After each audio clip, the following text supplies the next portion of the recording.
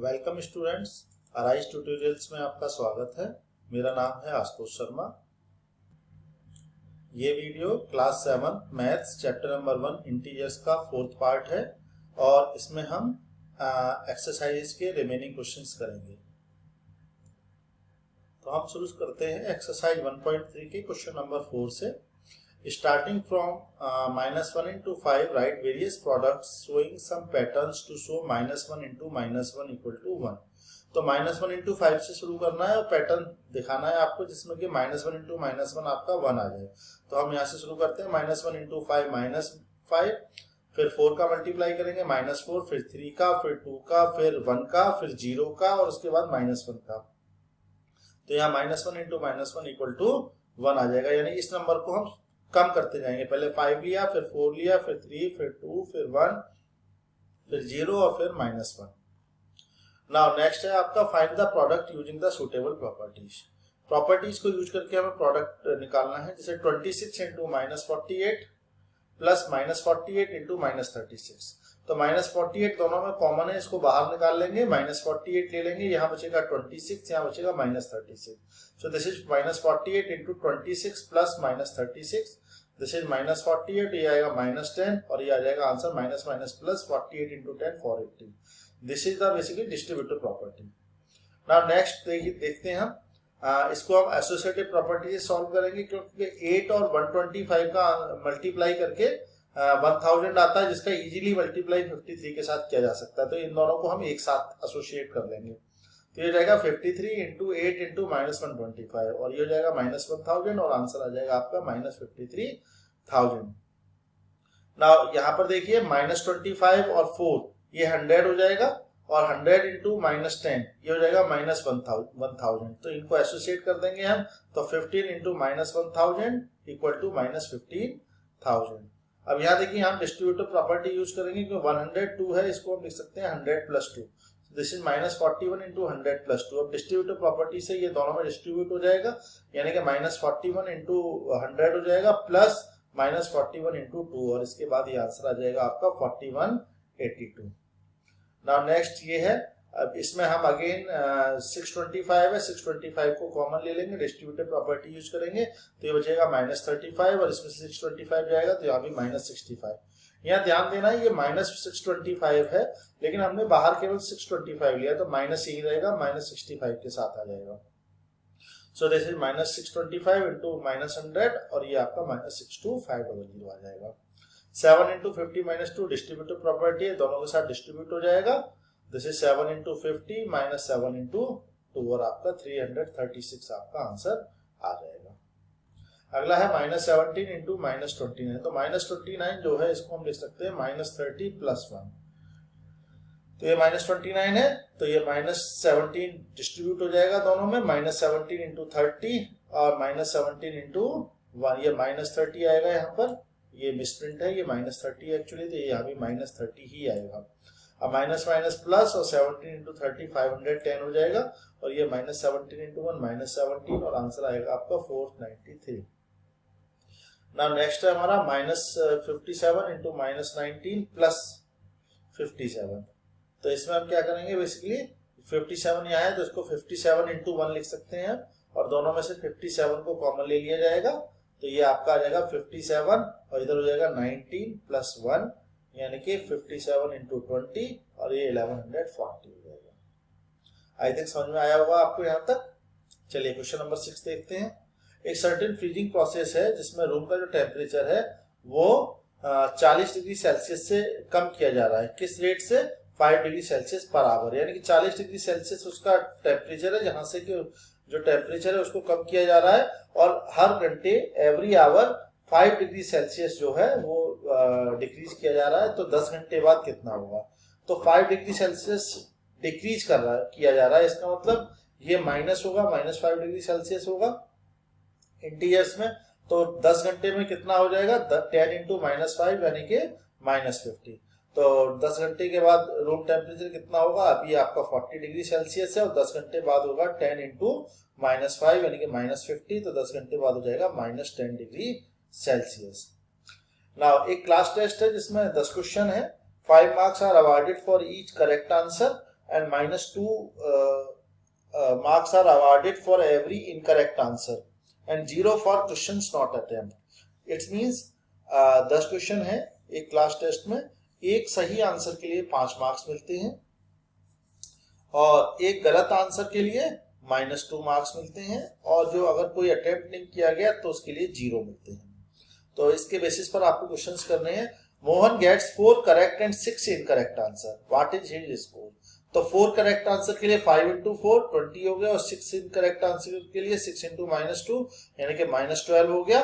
तो इसका final score कितना हुआ? 4 करेक्ट आंसर के लिए 4 into 5 यानी 20, इनकरेक्ट आंसर के लिए 6 into -2 -12, तो इसके लिए इसका टोटल स्कोर हो गया 4 into 5 यानी 20 -12 यानी कि 8 हो गया टोटल स्कोर इसका। इसके बाद रेशमा ने 5 करेक्ट आंसर दिए और 5 इनकरेक्ट आंसर, तो उसका स्कोर कितना होगा? तो 5 करेक्ट आंसर के लिए 5 into 5 25, और इनकरेक्ट के लिए 5 into -2 -10, तो ऑब्वियसली 25 -10 यानी कि 15 हो गया इसका स्कोर।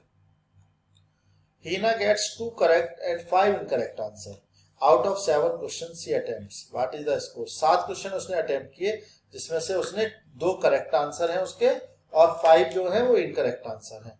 तो 2 करेक्ट आंसर के लिए 5 into 2 10 हो जाएगा, और 5 इनकरेक्ट आंसर के लिए 5 into -2 यानी कि -10 हो जाएगा। तो टोटल उसका स्कोर हो जाएगा 10 प्लस -10 यानी कि 0। तो इसका मतलब रेशमा को कितने मार्क्स मिलेंगे? 0 मार्क्स मिलेंगे। ना एक सीमेंट कंपनी है जो प्रॉफिट अर्न करती है 8 rupees per bag white cement पर, और लॉस होता है उसको 5 rupees per bag grey cement पर। तो सीमेंट कंपनियां 2 तरह के सीमेंट बनाती है, एक व्हाइट सीमेंट बनाती है और एक ग्रे सीमेंट बनाती है। ग्रे व्हाइट सीमेंट पर उसको 8 रुपए पर बैग का प्रॉफिट होता है, और ग्रे सीमेंट जो है उस पर उसको 5 रुपीज पर बैग का लॉस होता है। कंपनी ने 3000 बैग्स बनाए व्हाइट सीमेंट के और 5000 बैग्स बनाए ग्रे सीमेंट के, उसका प्रॉफिट या लॉस क्या होगा? तो देखिए 3000 बैग्स व्हाइट सीमेंट के बनाने से उसको 8 रुपए के हिसाब से कितना प्रॉफिट होगा? 24,000, और 5000 बैग्स ग्रे सीमेंट के बनाने से 5 रुपए के हिसाब से उसको लॉस होगा 5/20/25,000। इसका मतलब प्रॉफिट जो है वो आपका कम है, जो प्रॉफिट है वो लॉस से कम है, इसका मतलब लॉस होगा आपको, लॉस होगा उसको। तो 24,000 उसने अर्न किया, प्रॉफिट हुआ, और 25,000 लॉस हुआ। तो जो लॉस होगा वो कितना होगा? लॉस माइनस प्रॉफिट यानी 25,000 माइनस 24,000 यानी कि 1,000, तो उसको 1,000 रुपीज का लॉस होगा।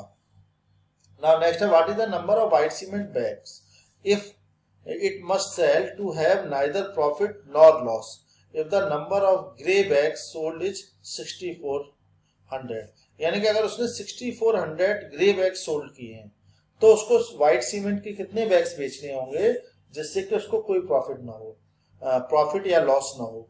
तो पहले हम निकालेंगे 6400 में कितना लॉस हुआ उसको। तो 6400 में लॉस कितना हुआ? लेट्स से एक्स उसको सीमेंट के जो पैकेट हैं वो बेचने होंगे। तो according the question loss equal to profit, जब लॉस और प्रॉफिट बराबर होगा तभी तो नो प्रॉफिट नो लॉस होगा। तो उसको लॉस कितना हुआ? 64 बैग बनाने से x 5 into 6400 equal to x, हमने माना कि x जो सीमेंट के बैग हैं वो उसको बेचने होंगे, तो x into 8 रुपीज का प्रॉफिट होता है, तो x में 8 रुपीज का प्रॉफिट होगा। प्रॉफिट इक्वल टू लॉस होना चाहिए जिससे कि नो प्रॉफिट नो लॉस हो। तो x इक्वल टू हो गया 8 को इससे इधर डिवाइड कर देंगे, तो 5 into 6400 अपॉन 8 यानी कि 5000 बैग्स। तो जो ये है आपका 4000 जो सीमेंट के बैग्स हैं वो इसको बेचने होंगे जिससे कि इसको प्रॉफिट या लॉस कुछ ना हो।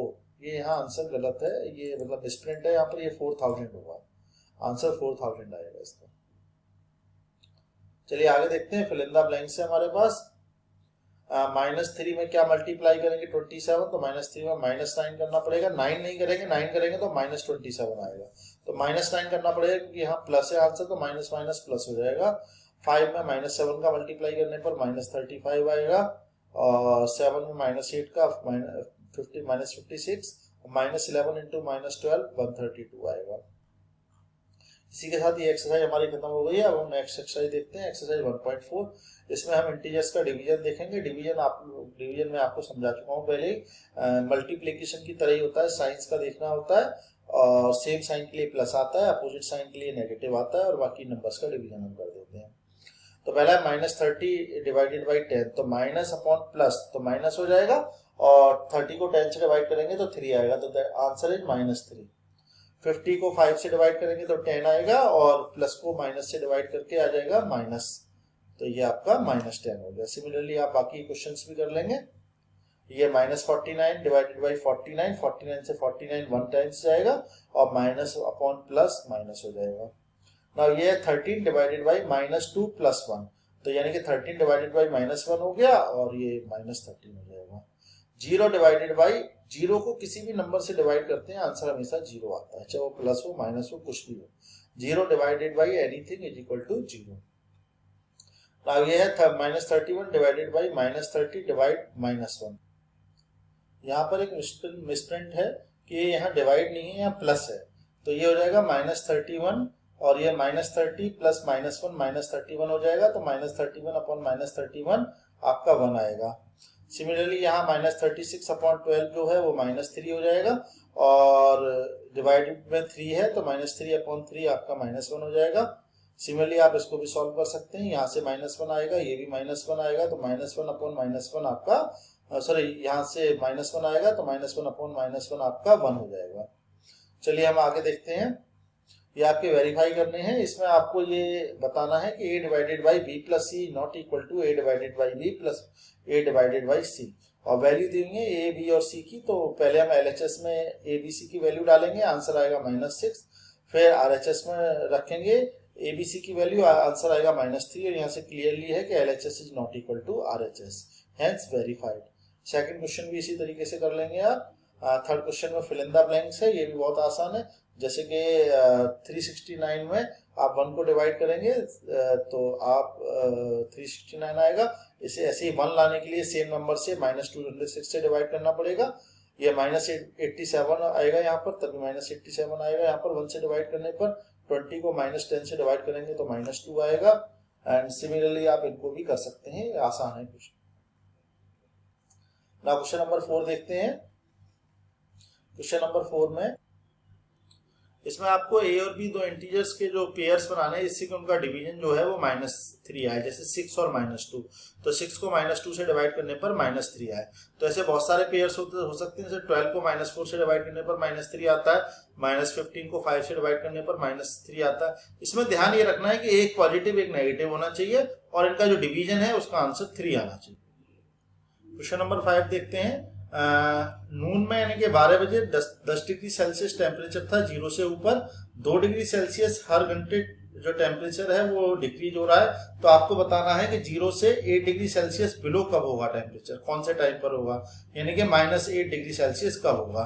तो हम 10 डिग्री सेल्सियस से 2-2 डिग्री सेल्सियस कम करते जाएंगे और -8 पर पहुंच जाएंगे, और इससे हमें पता चलेगा कि ये जो टेम्परेचर होगा वो हमारा 1 डिग्री सेल्सियस आधे घंटे में कम हो रहा है। तो हमें 18 डिग्री सेल्सियस लाना है यहाँ से, क्योंकि 10 ये और 8 ये, तो यानी कि हमें 2 से डिवाइड करेंगे तो 9 आवर्स में हमें पता चलेगा कि 9 आवर्स में जो है हम मतलब 9 आवर्स के बाद यानी कि 9 PM पर जो टेम्परेचर होगा वो 8 डिग्री सेल्सियस होगा, बिलो 0 डिग्री सेल्सियस। अगला देखते हैं, करेक्ट आंसर के लिए 3 मार्क्स मिलते हैं, इनकरेक्ट आंसर के लिए -2 मार्क्स मिलते हैं, और नॉट अटेम्प्टिंग के लिए कोई मार्क्स नहीं मिलता है। राधिका को 20 मार्क्स मिले, उसके 12 करेक्ट आंसर थे, तो उसके इनकरेक्ट कितने थे?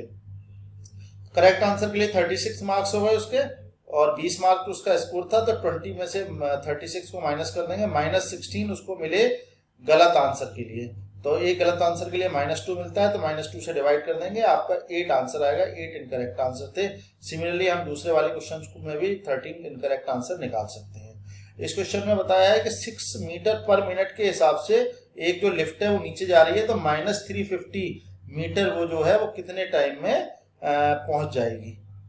और अभी जो लिफ्ट है वो 10 मीटर एबव द ग्राउंड है, तो total 10 metre above the ground है और 350 नीचे जाना है, तो टोटल उसको कितना जाना है 360 मीटर, और 1 मिनट में वो चलती है 6 मीटर। तो 6 से आप डिवाइड कर देंगे तो आपको पता चलेगा कि 360 को 6 से डिवाइड करने पर उसको 60 मिनट्स लगेंगे नीचे जाने के लिए, यानी 60 मिनट का मतलब 1 आवर। तो इसका मतलब उसको -350 मीटर ग्राउंड से नीचे जाने के लिए 60 मिनट्स यानी 1 आवर का टाइम लगेगा। इसी के साथ इसकी एक्सरसाइज की क्वेश्चन खत्म हो। आई थिंक आपको समझ में आया होगा। Thank you.